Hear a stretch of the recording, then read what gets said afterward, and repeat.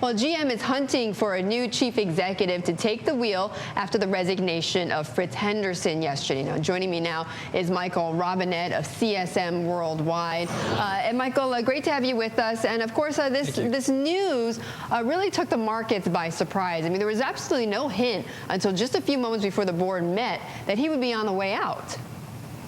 Well, there was a little bit of rumbling behind the scenes. Certainly, we've had a number of divisions that Fritz Henderson has tried to champion to sell.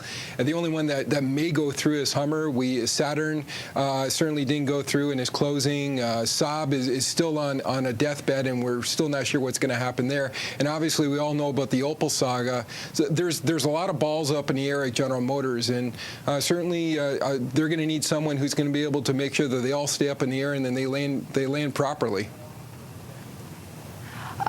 Michael, okay, so given all of that, then what does the board have to find or need in the next CEO to take over? I mean, there's rumors or talk about an outsider coming in. I mean, is that person going to be able to do a much better job than somebody? You know, the argument for Fritz Henderson was that he was an insider, he knew how GM worked, and was the one to be able to bring it out of its bankruptcy. Well, I think we have to dispel the myth that we absolutely need an insider to run the company. We've seen from the past and currently with Alan Mulally over at Ford that as long as you're surrounded by a capable team that understands how the business, where the nooks and crannies are in the business, you really need a leader, a cheerleader, someone to really motivate the troops. In many respects, that's what a good, very, very strong position of a president, and making the right decisions at the right time with good counsel from your people. So an outsider is definitely a possibility.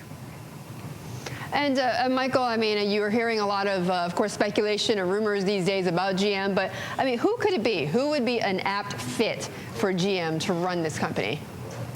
You know what? There's probably any number of people, but there's obviously some constraints around it. Obviously, pay is going to be probably an issue, and also having to deal with a board, a very, very active board, I might say.